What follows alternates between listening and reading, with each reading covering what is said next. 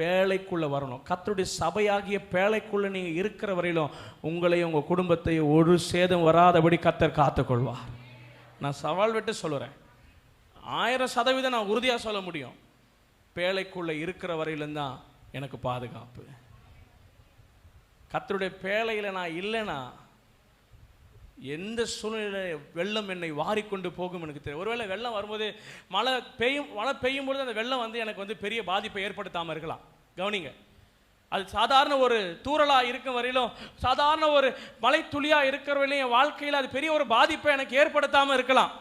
ஆனால் கொஞ்சம் கொஞ்சமாக அது ரைஸ் அப் ஆகும்போது, கொஞ்சம் கொஞ்சமாக அது விரல் அளவு, கணுக்கால் அளவு, முழங்கால் அளவு, இடுப்பளவு என்று கொஞ்சம் கொஞ்சமாக ஏறும் பொழுது அதனுடைய பாதிப்பு, அதனுடைய அபாய நிலை நமக்கு புரியும்.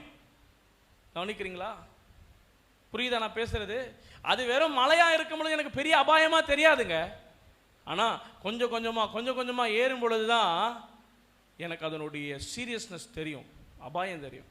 நான் சொல்கிறேன், அந்த அவநிலைக்கு நம்ம போகாமல், நோவா சொல்கிறார்ல, ஆண்டவர் உலகத்தையே அழிக்க போகிறாருப்பா, எல்லாம் பேழைக்குள்ளே வாங்க, வரப்போகிற 2ஆம் அழிவாகிய இந்த உலக அழிவுக்கு நம்ம தப்புவிக்கும்படிக்கு ஆண்டவராக இயேசு கிறிஸ்து தாமே இந்த பூமியில் அவர் தம்மை ஜீவனையே நமக்கு கொடுத்து நம்மை தப்புவித்து நம்மளை கர்த்தர் பேழைக்குள்ளே உள்ள அனுப்பி வச்சிருக்கிறார்.